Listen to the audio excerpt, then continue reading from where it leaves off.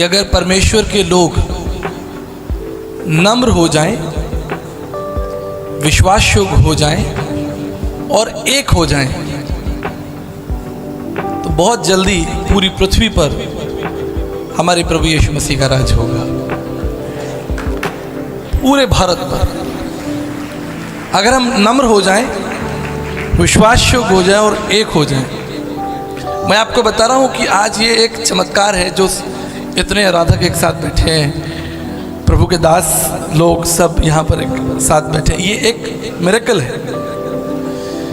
क्योंकि हम सब लोग अपनी अपनी मीटिंग्स में अपने अपने स्थानों पर बिजी होते हैं। कोई कहीं है, कोई इनको एक साथ इकट्ठा करना ये बहुत बड़ी चुनौती है। It's very difficult to bring all of them together at one stage. It's not possible actually. लेकिन ये हुआ, प्रार्थनाओं से हुआ और ये अभी शुरुआत है। अभी परमेश्वर सारे दासों को, सारे आराधकों को एक छत के नीचे लाएगा और अपनी महिमा लेगा। मेरी बात आप लोग याद रखिए, जब आप एक होंगे, कभी कभी क्या होता है कि अरे उसको बुला लिया, मुझे नहीं बुलाया। कोई बात नहीं, आप पहुंच जाओ वहां पर। मैं कई ऐसी सभाओं में चला जाता हूं जहां मुझे निमंत्रण नहीं मिलता और मैं जाके बैठ जाता हूं। जब जब आपको मौका मिले, it's not a matter of jealousy. हमारा यीशु मसीह संसार में इसलिए आया कि सब प्रकार की नकारात्मक नेगेटिव बातों को, जेलसी को निकाल दे। और साधु सुंदर सिंह जी का मुझे वो स्टेटमेंट याद आता है जब वो कहते हैं कि हमें रीति रिवाज, संस्कार, ट्रेडिशंस, कल्चर नहीं चाहिए, हमें संस्थाएं नहीं चाहिए, हमें जीवित मसीह चाहिए। तो जब मसीह जीवित की आप आराधना करेंगे, जो जीवित मसीह है उसकी आप आराधना करेंगे, तो आप एक हो जाएंगे। और पिछले 22 सालों से परमेश्वर ने मुझे इसमें सफल किया है, न केवल हिंदुस्तान के अंदर लेकिन 100 से अधिक देशों में पास्टर्स, लीडर्स, वर्शिप लीडर्स को एक मंच पर लाने के लिए प्रभु ने मुझे ये सौभाग्य दिया।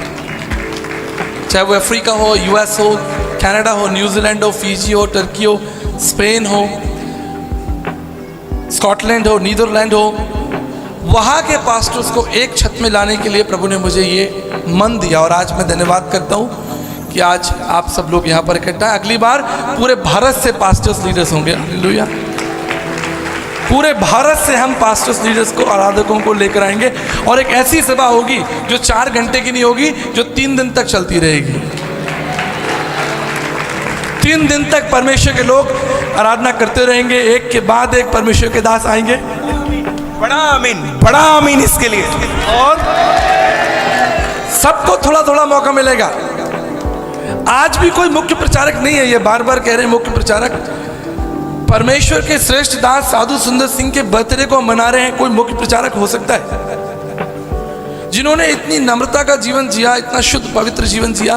मैं कहता हूं आज दरअसल वही मुख्य प्रचारक हैं पवित्र आत्मा के द्वारा, और वो आपसे बात कर रहे हैं। मैं वचन के साथ साथ अपने कुछ अनुभव आपके साथ बांटना चाहता हूं।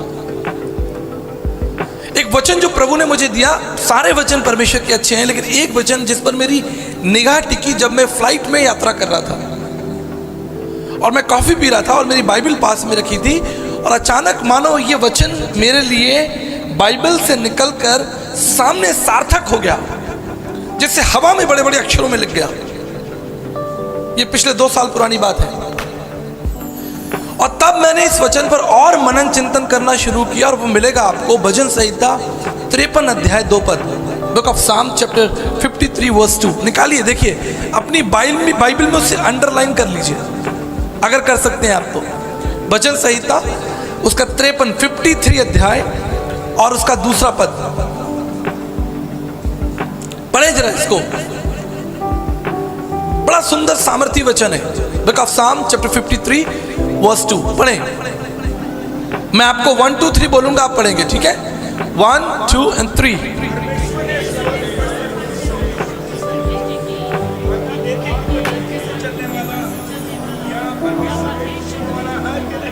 एक व्यक्ति अगर परमेश्वर को मिल जाए,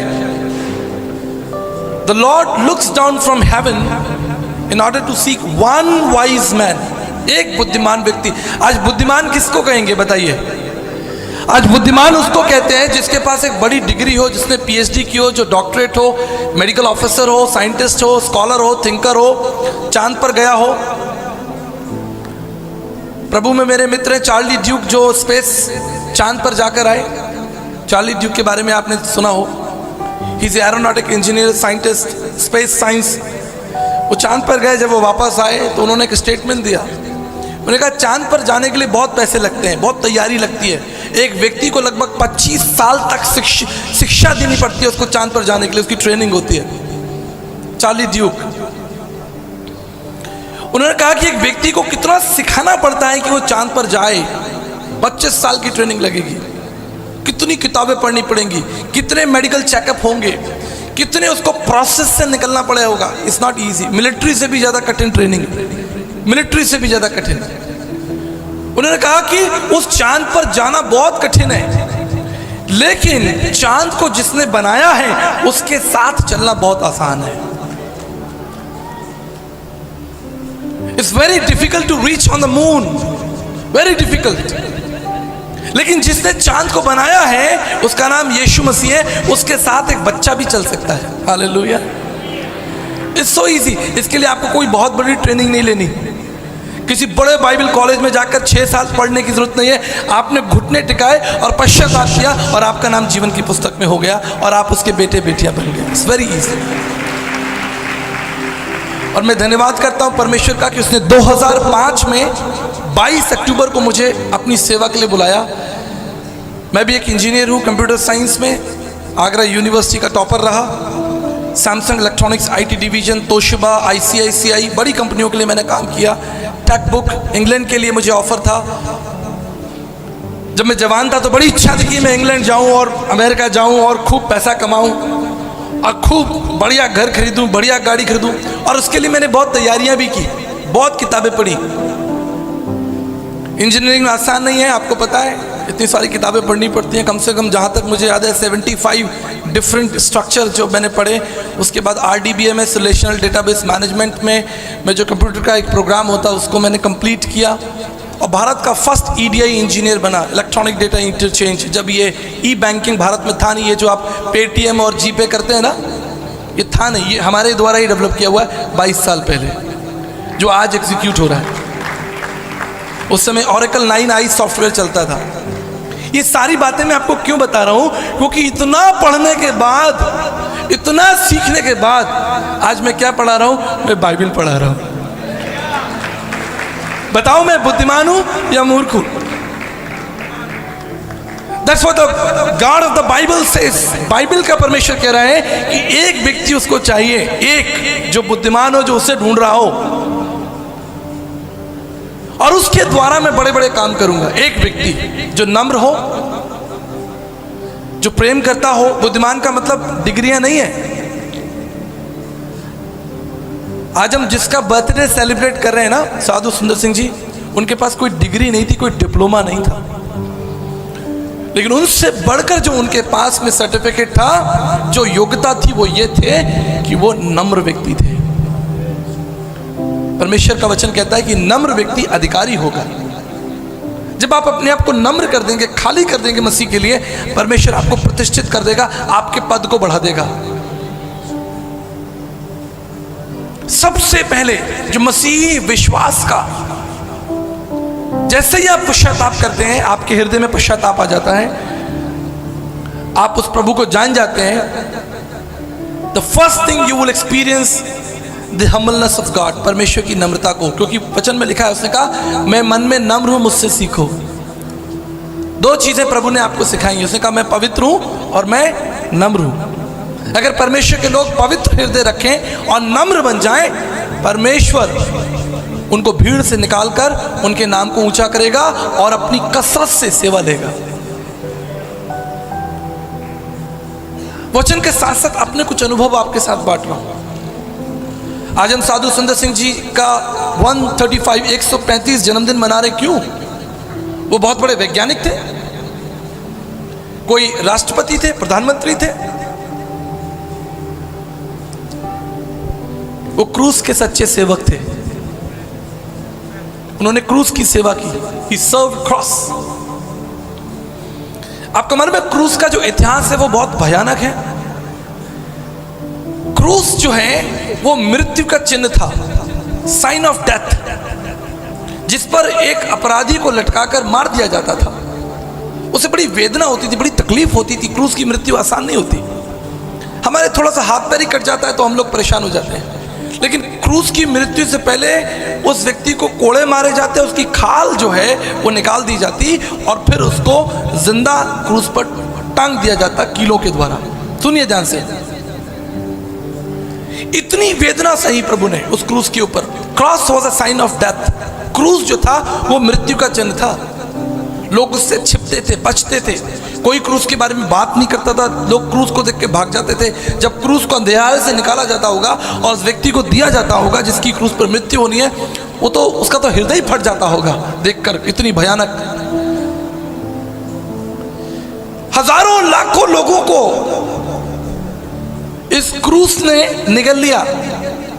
हजारों लाखों लोगों को। रोमन अंपायर में, किंगडम ऑफ रोम में क्रूस किसी को मृत्यु दंड देने का एक तरीका था। जैसे आज जेल में डाल देते हैं तो उस समय रोमन्स में। और एक दिन ये क्रूस जो है, this cross has been brought to the lord Jesus Christ. ये क्रूस प्रभु यीशु मसीह को दिया गया। आपको याद है कोढ़ी यीशु मसीह के पास में आया था। उसने यीशु मसीह के सामने घुटने टिकाए। उसने कहा कि प्रभु यदि तू चाहे तो मुझे चंगा कर सकता है। और यीशु मसीह ने अपना हाथ बढ़ाया और उस कोढ़ी को शुद्ध कर दिया। कोढ़ के बारे में ऐसा कहा जाता है, ऐसा लोग मानते हैं कि कोई कोढ़ी व्यक्ति को छुएगा तो उसको कोढ़ हो जाएगा, ऐसा लोग कहते हैं। इसलिए उनकी बस्तियां भी दूर होती थी, उनका इलाज भी बहुत मुश्किल था। कोढ़ी को कोई छुएगा तो उसे कोढ़ हो जाएगा। लेकिन लिखा है बाइबल में, प्रभु यीशु मसीह ने हाथ बढ़ाकर कोढ़ी को छुआ। जो मनुष्य सोचता है, जो मनुष्य ने परंपराएं बनाई है, जो सिद्धांत बनाए हैं, जो गलत फहमियां बनाई है, उसको प्रभु ने दूर किया। उसने हाथ बढ़ाकर जानबूझकर, वो चाहता तो बोलकर चंगा कर देता जैसे उसने लाजर को किया, लेकिन हाथ बढ़ाकर उसने कोढ़ी को छुआ और चंगा हो गया। तो कोढ़ी को छूने से यीशु कोढ़ी नहीं हो गया, ध्यान से समझ लीजिए, लेकिन कोढ़ी यीशु मसीह के समान पवित्र हो गया छूने से, बस छू देने से। हमारे बीच में डॉक्टर साहब बैठे, सर हो सकता है क्या ये? मैंने तो एक बार अमेरिका में, मेरे एक फ्रेंड है, he is a director of A medical college, very senior surgeon. मैंने कहा सर ये हो सकता है कि कोढ़ी को छूने से कोई चंगा हो जाए? अब इतने बड़े डॉक्टर और इतना छोटा सा सवाल, इतना लंबा एक्सपीरियंस, 40-50 साल। व्हाइट हाउस में भी डॉक्टर रह चुके हैं, वो मेरे अच्छे मित्र हैं। उन्होंने कहा कि ये मनुष्य नहीं कर सकता, जैसा यीशु ने कहा था कि मनुष्य से संभव नहीं है लेकिन परमेश्वर से संभव है। उन्होंने वचन कोट कर दिया कि ये मनुष्य से नहीं हो सकता, ये परमेश्वर से हो सकता है। तो हम क्रूस की बात कर रहे थे ना, तो ये भयानक क्रूस, मृत्यु का चिन्ह जो है वो यीशु मसीह को दिया गया। और आप सोचिए कि प्रभु यीशु मसीह ने उसे छुआ नहीं, उसे गले लगा लिया। छूना तो बहुत छोटी सी बात हो गई, प्रभु यीशु मसीह ने उस क्रूस को गले लगा लिया। और आप जानते हैं क्या हो गया?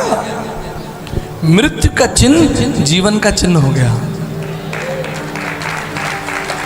जो मृत्यु का चिन्ह था वो आज जीवन का चिन्ह है।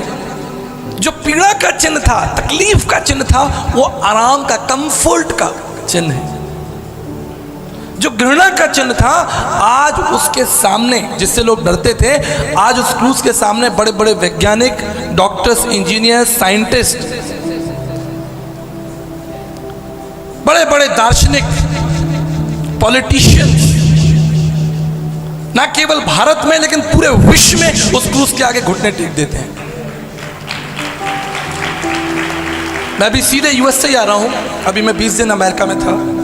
वहाँ मैं एक, मेरे फ्रेंड है, मेंबर ऑफ पार्लियामेंट है, उनके साथ था।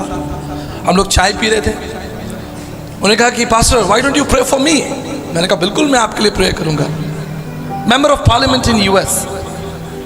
और उन्होंने अपने घुटने टिकाए और घुटने टिकाकर प्रभु से प्रार्थना करवाई। बड़े बड़े ज्ञानी, दार्शनिक, पढ़े लिखे लोग, धनवान लोग, बड़े बड़े योग लोग उस क्रूस के आगे घुटने टेक देते हैं, जो एक समय में मृत्यु का चिन्ह था, पीड़ा का चिन्ह था। आप कल्पना करें कि यीशु मसीह तो क्रूस पर थोड़ी देर के लिए था, अगर वो यीशु मसीह आपके जीवन के अंदर आ जाए तो आपका क्या होगा? आप क्या बन जाओगे? आप क्या हो जाओगे? कल्पना करके देखो, अगर वास्तव में वो प्रभु आपके अंदर आ जाए तो। और यही किया साधु सुंदर सिंह जी ने। उन्होंने अपना जीवन जो है उस क्रूस को दे दिया और जीवन भर विश्वास योग्य रहे और उस क्रूस के वचन को, संदेश को दुनिया तक पहुंचाया। इसलिए आज 135 साल बाद जो परमेश्वर का वचन कहता है हमारे लिए, प्रभु ने कहा कि जो कोई मेरी बातों पर चलेगा वो कभी मरेगा नहीं। लेकिन देखिए हम कितना बड़ा सेलिब्रेशन आज भारत में भारतीय मसीह समाज की ओर से 40 कार्यक्रम हो रहे हैं, 40 कार्यक्रम हो रहे हैं इसी समय। जब आप यहाँ बैठे हैं 40 प्लेसेस पे ये कार्यक्रम चल रहे हैं, भारतीय मसीह समाज ने ऑर्गेनाइज किया साधु सुंदर सिंह जी के लिए। और आपको एक बात और बता दूं, हमारी जो पड़ोसी कंट्री है ना, आप समझ गए मैं क्या कह रहा हूं, वहां भी ये सेलिब्रेशन चल रहा है, पाकिस्तान में लोग मना रहे हैं।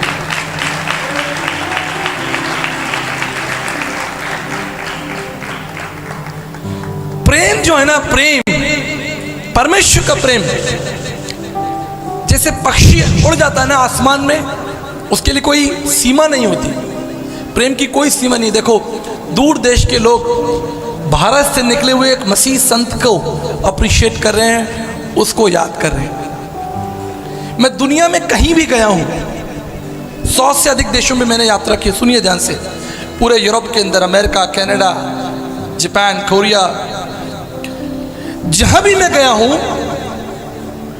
एक बात मुझे कॉमन, सब देशों में एक बात कॉमन मिली। वहां के लोग हमारे पास, मेरे पास में आए, उन्होंने कहा कि हम एक चीज आपके भारत के बारे में जानते हैं, वो है साधु सुंदर सिंह। हमने उनके बारे में पढ़ा है, हमें किसी ने उनके बारे में बताया था। कहीं ना कहीं विश्व के तमाम मसीह, वो तो वो लोग थे जिनसे मैं मिला, जिनसे नहीं मिला, वो उनकी संख्या और अधिक हो सकती है। एक व्यक्ति को आज पूरा विश्व जान रहा है। समय मैं ज्यादा नहीं लूंगा, लेकिन मुख्य मुख्य बात बताऊंगा। इंग्लैंड की महारानी ने, क्वीन विक्टोरिया ने साधु सुंदर सिंह जी को बुलाया, बड़ा सम्मान किया उनका, सच्ची घटना है, और उनसे कहा कि आप हमारे लिए प्रार्थना कीजिए, हमारे देश के लिए प्रार्थना कीजिए। साधु सुंदर सिंह जी ने क्वीन विक्टोरिया के लिए प्रेयर की,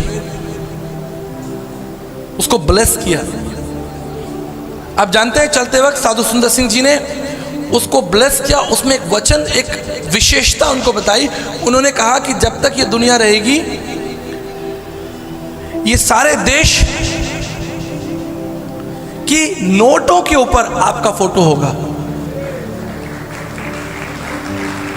न्यूजीलैंड, क्वीन विक्टोरिया का फोटो, कनाडा, क्वीन विक्टोरिया का फोटो, यूरोप में कई छोटे देश, क्वीन विक्टोरिया का photo. A blessing of a man of God. लेकिन इससे भी बढ़कर जो पास्टर सलीम खान जी ने बात बताई, वो यही मैं आपसे कहना चाहता था, वही तो बात है। आगे क्या, उस लेगेसी को आगे कौन ले जाएगा? एक बुद्धिमान व्यक्ति चाहिए, वन वाइज मैन। आप जानते हैं, अगर एक बुद्धिमान व्यक्ति प्रभु के आगे खड़ा हो जाए, नम्र हो जाए, अपने आप को दीन कर दे, शून्य कर दे, प्रभु उसके ऊपर अपनी सारी योजनाओं को प्रकट कर देगा। सब योजनाओं, सब भेद की बातें बता देगा। एक अगर आप विश्वासियों को, वो आपको स्वर्ग और पृथ्वी के सारे भेद दे देगा।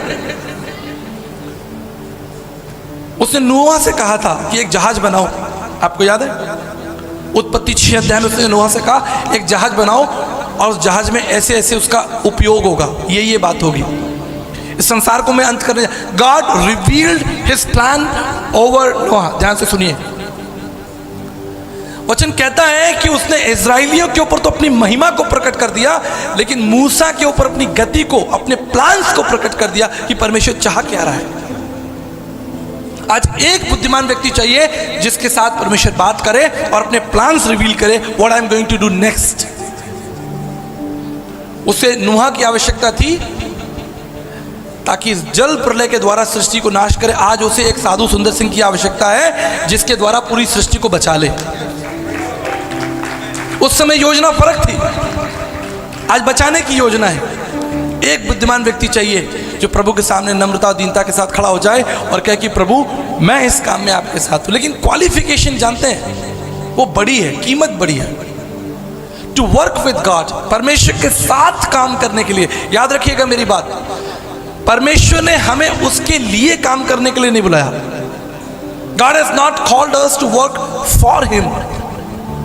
परमेश्वर ने हमें उसके लिए काम करने के लिए नहीं बुलाया, परमेश्वर ने हमें उसके साथ काम करने के लिए बुलाया। और जो साथ काम करने की क्वालिफिकेशन है वो बहुत ज्यादा है, बहुत टफ है। आपको नम्र बनना पड़ेगा, आपको विश्वास योग्य बनना पड़ेगा। अगर आप नम्र हो जाएं और विश्वास योग्य हो जाएं, परमेश्वर अपनी योजनाओं को आपके ऊपर प्रकट कर देगा, अपने भेद को, अपने रहस्य आपके ऊपर, वो क्या चाहता है। मेरे कई स्टाफ हैं जो मेरे लिए काम करते हैं, कई एसोसिएट्स हैं, वर्कर हैं, लेकिन मैं धन्यवाद करता हूं कि मेरे पास बहुत सारे लोग हैं, लेकिन 2 लोग ऐसे हैं जिनके साथ मैं अपने सारे प्लान्स, सीक्रेट्स उनके संग शेयर कर देता हूं, क्योंकि मुझे मालूम है कि वो सीक्रेट मैं उनको जो बता रहा हूं वो उसको समझेंगे कि मेरी प्लानिंग क्या, मैं चाह क्या रहा हूं। 2 लोग ऐसे हैं जिनके साथ मैं अपने प्लान्स को शेयर करता हूं, बाकी लोगों के साथ प्लान्स नहीं शेयर करता। परमेश्वर को एक ऐसा जन चाहिए, विश्वास योग्य नम्र व्यक्ति, जिसके साथ वो अपने प्लान को, और देखिए उसने अपनी योजनाओं को साधु सुंदर सिंह जी के ऊपर प्रकट किया। आप जानते हैं बहुत बड़ा सब्जेक्ट है। मैं कहता हूं हमें साधु सुंदर सिंह जी के जीवन को पढ़ना चाहिए।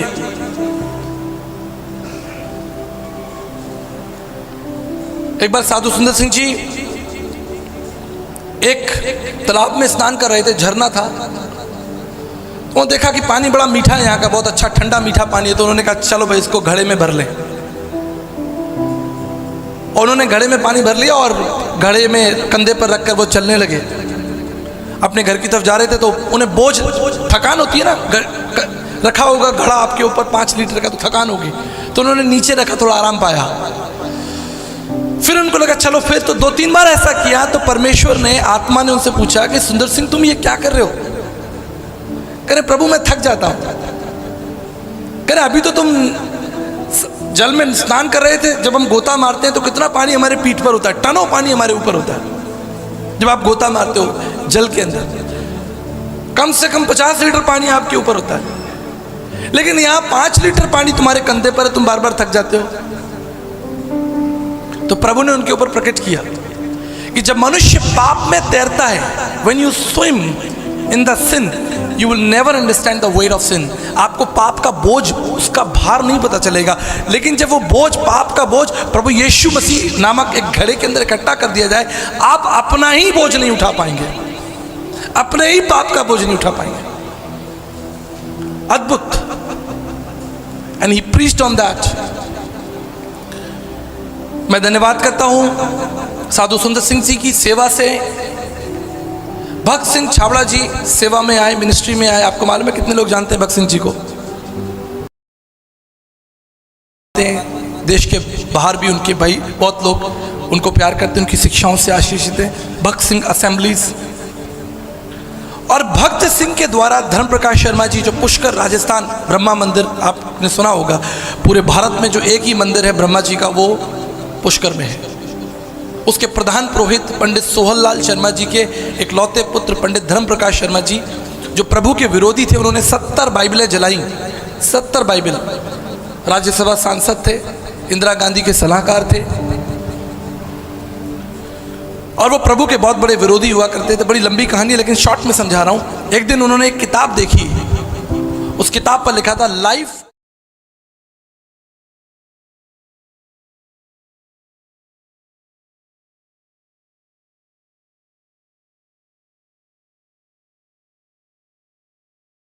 लाइफ विद और विदाउट क्राइस्ट। उन्होंने उस किताब को पढ़ना शुरू कर दिया तो उन्होंने देखा कि उनकी कई बातें जो हैं वो उनसे मैच कर रही हैं, क्योंकि वो भी प्रभु के विरोधी थे। जिस साधु सुंदर सिंह की हम बात करें, एक समय में जब वो जवान थे वो प्रभु के विरोधी थे, वो मसीह लोगों को तमाचा मारते थे, बाइबलें फाड़ देते थे। बड़ी लंबी कहानी है। प्रभु के विरोधी थे, वो ढूंढ रहे थे, उनके अंदर एक गुस्सा था। ईसाई लोगों से वो नफरत करते थे। जो ईसाई बच्चे थे स्कूल के अंदर, वो उनको मार दिया करते थे। कई बार कंप्लेन आती थी उनके माता पिता के पास कि आपका लड़का ये मार रहा है बच्चों को। उन्हें गुस्सा आता था। धर्मप्रकाश जी ने देखा कि मुझे भी गुस्सा आता है इस नाम से। कहानी आगे बढ़ी, उस किताब को पढ़ते रहे पढ़ते रहे पढ़ते रहे, पूरी रात उस किताब को पढ़ते रहे और प्रभु यीशु मसीह आकर खड़े हो गए। सच्ची कहानी है ये, सच्ची टेस्टिमनी आपको दे रहा हूं। जब उन्होंने प्रभु यीशु मसीह का दर्शन किया उस किताब को पढ़कर, तब तक उन्होंने बाइबल नहीं पढ़ी थी, उनको बाइबल का कोई ज्ञान नहीं था धर्मप्रकाश जी को। लेकिन उस पुस्तक के द्वारा जीवन यीशु के साथ, यीशु के बगैर, विद और विदाउट क्राइस्ट, यीशु मसीह प्रकट हो गए। और दूसरे दिन पंडित धर्मप्रकाश जी इंदिरा गांधी जी के पास गए और अपना त्याग पत्र दे दिया, राज्यसभा सांसद, रेजिग्नेशन। इंदिरा गांधी जी ने पूछा कि अब आप क्या करेंगे? मैं तो चाहती थी कि आप बहुत बड़े मिनिस्टर बने, आप बहुत आगे चले, मुझे तो राजनीति में आपकी आवश्यकता थी, अब आप क्या करोगे? उन्होंने कहा I will travel in the India and talk about Jesus. मैं भारत में यात्राएं करूंगा और लोगों को यीशु मसीह के बारे में बताऊंगा। और ये मेरा सौभाग्य रहा कि मैं आदरणीय धर्मप्रकाश जी के साथ 20 साल चला। एक बड़ी सुंदर यात्रा है जो साधु सुंदर सिंह जी से निकली, भक्त सिंह छाबड़ा जी तक पहुंची, धर्मप्रकाश जी तक पहुंची, और उसका कुछ अंश तत्व मैंने भी पाया और मैं अपने आप को धन्य और आशीषित मानता हूं। समय ज़्यादा ना हो जाए, मन में बहुत सारी बातें, लेकिन समय का मैं आदर करूंगा। मेरी एक ही प्रार्थना है कि परमेश्वर के श्रेष्ठ दास जिन्होंने बहुत कठिन समय में सेवा की, आज हमारे पास गाड़ियां हैं, मोबाइल हैं, जहाज हैं, ओहो बड़े बड़े घर हैं, जनरेटर है, सब चीज हमारे पास, और तब भी हम सुसमाचार की सेवा ठीक से नहीं कर पा रहे। और उनके पास कुछ नहीं था, कुछ नहीं था, और उन्होंने सुसमाचार की सेवा की। आज हमारे देश की, भारत देश की जो सबसे बड़ी आवश्यकता है वो अच्छे सुसमाचार प्रचारकों की है, जो बड़े बोझ के साथ प्रभु की सेवा कर सकें। लूका 15 में 3 बातें लिखी हैं, लॉस्ट कॉइन, खोया हुआ सिक्का, खोया हुआ वो बेटा, और लॉस्ट शीप, खोई हुई भेड़। 3 बातें लूका 15 में, तीनों एक साथ दिए गए, तीनों अध्याय एक साथ दिए गए। मैं आपसे एक सवाल पूछता हूं, कलीसिया के रूप में आपसे एक सवाल पूछता हूं, क्या आपने कभी अपना कुछ कीमती खोया है?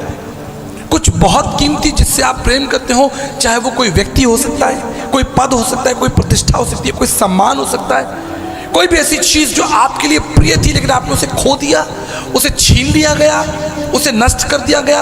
अगर हाँ, तो आपको याद होगी आपको कितनी पीड़ा हुई होगी, कितनी तकलीफ हुई होगी, क्योंकि आपकी प्रिय चीज आपसे छीन ली गई। हो सकता है ये आपके माता पिता हो जो बुजुर्ग चले गए संसार से, या आप किसी बड़े पद पर काम करते हो, रिटायर हो गए, अब आप घर में बैठे हो, समथिंग यू लॉस्ट।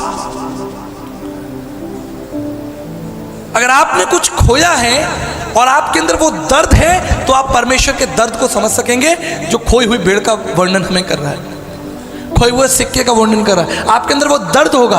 अगर आपने कुछ खोया है तो आप जानेंगे कि प्रभु क्यों रो रहा है, उसे क्यों दुख है, उसे क्यों तकलीफ है, उस परमेश्वर को क्यों तकलीफ है जब सारा संसार खो चुका है। द वर्ड इज लॉस्ट, और वो परमेश्वर खड़ा है, और वो परमेश्वर खड़ा है। He wants to save the world, वो संसार को बचाना चाहता है, और इसलिए उसने आपको एक निमंत्रण दिया है, come and help in the kingdom. आइए उसके साथ मिलकर परमेश्वर के राज्य में काम कीजिए, उसे आपकी जरूरत है। यू नो, थियोलॉजिकली हम ऐसा कहते हैं परमेश्वर को किसी की जरूरत नहीं है, because he is a sovereign God, महान परमेश्वर है, परमेश्वर को किसी चीज की जरूरत नहीं। हम इस सिद्धांत को भी समझते हैं कि God does not need anyone. वो तो इतना प्रतापी परमेश्वर है कि उसके कहने से सूर्य प्रकट हो गया, उसके कहने से चंद्रमा सितारे पूरा विश्व संसार जो है वो आकार में आ गया। उसे किसी की जरूरत नहीं है, वो प्रतापी परमेश्वर है। लेकिन अगर इसे आप आत्मा में समझेंगे तो उसे आपकी जरूरत है। बुद्धि से नहीं समझ पाएंगे आप, आत्मा से समझेंगे तो एक पिता को आवश्यकता है उसके बेटे और बेटियों की जो उसके राज्य को आगे बढ़ाए, एक बुद्धिमान व्यक्ति। और मैं धन्यवाद करता हूं कि भारत की पवित्र भूमि से, इतनी बड़ी भूमि से भारत क्यों इंपॉर्टेंट है? क्यों इंपॉर्टेंट है? क्योंकि इसका नाम बाइबल में लिखा है, एस्तर की पुस्तक में, हिंदुस्तान। परमेश्वर का हृदय है ये बाइबल, ये कोई साधारण किताब नहीं है, ये किताब नहीं है, ये परमेश्वर का हृदय है। This is the heart of God. आप समझ रहे मैं क्या कह रहा हूं? और इस हृदय के अंदर उसने हिंदुस्तान को छिपाया हुआ है।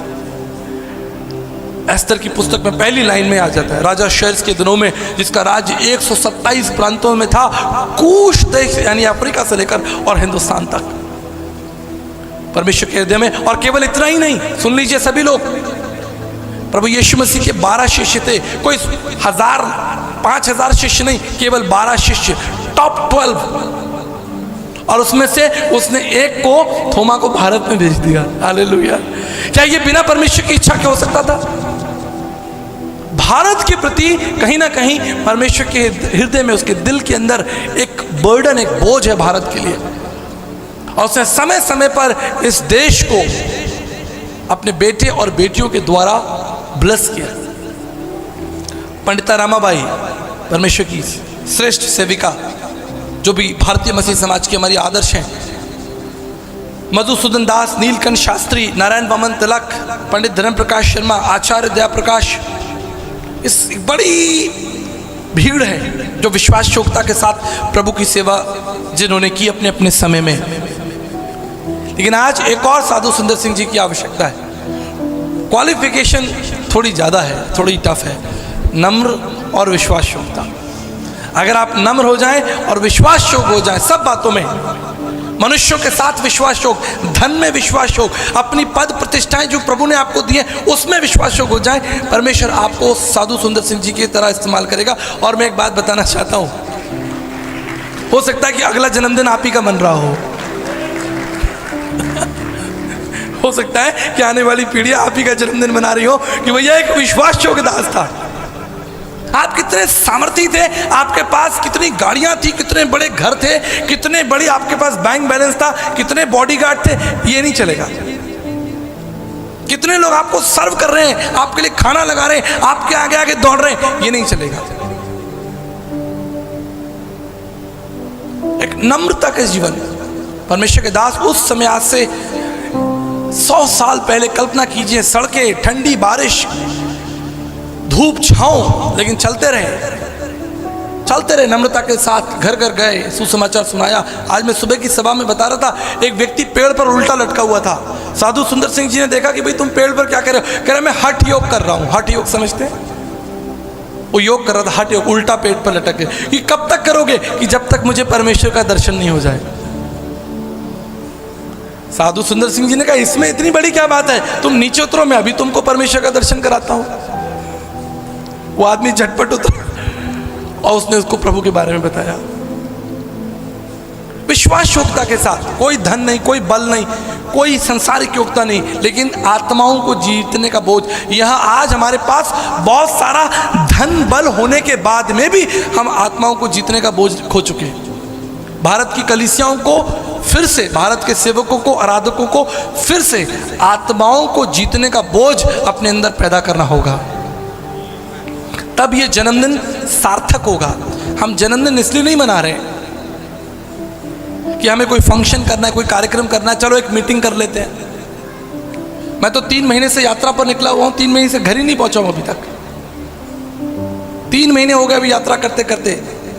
4 दिन से अभी मैं सोया नहीं हुई, मुझे जेट लैग चल रहा है, यूएस का टाइम चल रहा है। इस सोने और जागने का समय बड़ा डिस्टर्ब है। लेकिन आत्माओं को जीतने का बोझ, लोगों को प्रभु के निकट लाने का जो बोझ है, वो मुझे सोने नहीं देता, वो मुझे थकने नहीं देता, वो मुझे गिरने नहीं देता।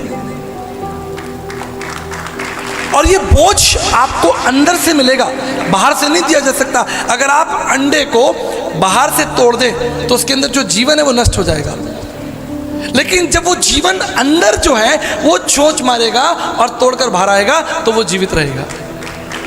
आपका हथौड़ा नहीं चलेगा, उसकी चोंच चलेगी। आप हथौड़ा मारोगे वो मर जाएगा। अंदर से जो बोझ आ जाएगा आपको, आप वो बुद्धिमान व्यक्ति हो जाएंगे जिसके बारे में दाऊद ने लिखा कि एक बुद्धिमान व्यक्ति प्रभु को चाहिए। हालेलुया। अपने संदेश को समाप्त करना चाहता हूं। भारत को साधु सुंदर सिंह जैसे नम्र और विश्वास योग्य दास की बहुत आवश्यकता है। और मेरी एक बात याद रखिएगा, ये बनाने से ही बनेगा, करने से ही होगा। हमें इसके बारे में बात करनी पड़ेगी, अगली पीढ़ी को इसके बारे में समझाना पड़ेगा। जब हम छोटे बच्चे थे, बिल्कुल 10 साल 12 साल 8 साल 9 साल, तो बाइबल के साथ साथ जो पुस्तकें बांटी जाती थी वो साधु सुंदर सिंह की किताबें बांटी जाती थी। आज से 35 साल पहले, 30 साल पहले इतनी अच्छी क्वालिटी भी नहीं होती थी किताबों की, ऐसी सिंपल क्वालिटी होती थी, लेकिन घर घर बंटती थी और लोग उन्हें पढ़ते थे। और बहुत लोगों ने, जैसा प्रभु के दास ने कहा कि हो सकता है कि उन्होंने अपने जीवन में इतनी आत्माओं को ना जीता हो साधु सुंदर सिंह ने, जब वो जीवित हो, लेकिन जब वो मर गए, इस संसार में नहीं रहे, प्रभु के पास चले गए, उन्होंने अधिक आत्माओं को जीता। उनकी गवाहियां दूर तक गई। इसलिए मैं परमेश्वर का धन्यवाद करता हूं ऐसे नम्र और विश्वास योग्य पात्र के लिए। और मुझे पूरा विश्वास है कि परमेश्वर अभी भी भारत के अंदर ये काम कर रहे हैं। खोजबीन चालू है, एक विश्वास योग्य परमेश्वर ढूंढ रहा है। अगर वो आप हैं तो परमेश्वर अपनी योजनाओं को आपके ऊपर जरूर प्रकट करेगा। और अंतिम बात बताकर मैं समाप्त करूंगा। 2017 में प्रभु ने मुझे बोझ दिया, बर्डन 2017 में, कि हमें एक गुरुकुल बनाना है, एक बड़ा ध्यान केंद्र बनाना है साधु सुंदर सिंह जी के लिए, बहुत बड़ा। तो मैंने बहुत प्रार्थना के साथ राजस्थान में उसके लिए एक जमीन खरीदी। आज भी वो जमीन है, लेकिन प्रभु ने कहा नहीं, ये राजस्थान में नहीं होगा, ये पंजाब में ही होगा। तो मैंने अपने दर्शन को पास्टर गुप्ता जी को, पास्टर सलीम खान जी को मैंने बांटा, सिस्टर जी को बांटा। तो मैं पिछले 3 महीने में कई बार पंजाब आ चुका हूं। पंजाब से मेरा पुराना रिश्ता है, 20 साल हो गए आते जाते। लगभग सभी कलीसियाओं में, सभी शहरों में मुझे निमंत्रण मिलता है और मैं परमेश्वर का धन्यवाद करता हूं। लेकिन अब समय आ गया है कुछ ठोस काम करने का, ठोस, बड़ा काम, मजबूत काम। तो हमने इन 3 महीनों में बहुत सारी जमीनें देखी। डॉक्टर साहब को भी पता है, सही कह रहा हूं डॉक्टर साहब? मैं डॉक्टर अनिल लूथर जी हैं, इनके साथ भी मैंने बात की। हम लोग जमीन के बारे में सोचने लगे, प्रार्थना करने लगे, और 2-3 जमीनें हमने लगभग फाइनल भी की। अगर प्रभु ने चाहा तो उन 2-3 में से एक फाइनल हो जाएगी, बहुत जल्दी हो जाएगी, और हम वो यूनिवर्सिटी, वो कॉलेज, कैंपस, ध्यान केंद्र साधु सुंदर सिंह जी के नाम पर डेडिकेट कर दें। कितने लोग चाहते हैं कि ये बड़ा काम हो? आप पूरे भारत से, पूरे विश्व से लोग उस यूनिवर्सिटी के अंदर, उस ध्यान केंद्र के अंदर पढ़ने के लिए आएंगे। मसीह शिक्षा दी जाएगी, मसीह तालीम दी जाएगी। हमें विश्वास योग्य लोगों की आवश्यकता है जो बड़ी नम्रता के साथ भारत की अगुवाई करें, घमंड के साथ नहीं, चतुराई के साथ नहीं, संसारिक बुद्धि के साथ नहीं, नम्रता और धीरज के साथ, प्रेम के साथ आत्माओं का बोझ रखते हुए अगुवाई करें।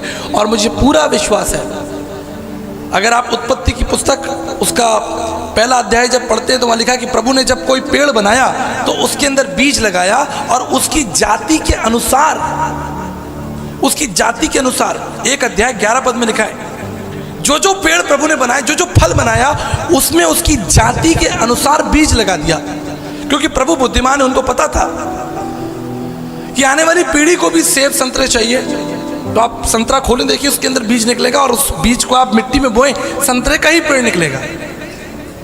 आम का बीज ले, आप मिट्टी में बोएं, आम का ही निकलेगा, वो नीम का नहीं निकलेगा, क्योंकि उसका स्वभाव उसकी जाति के अनुसार है।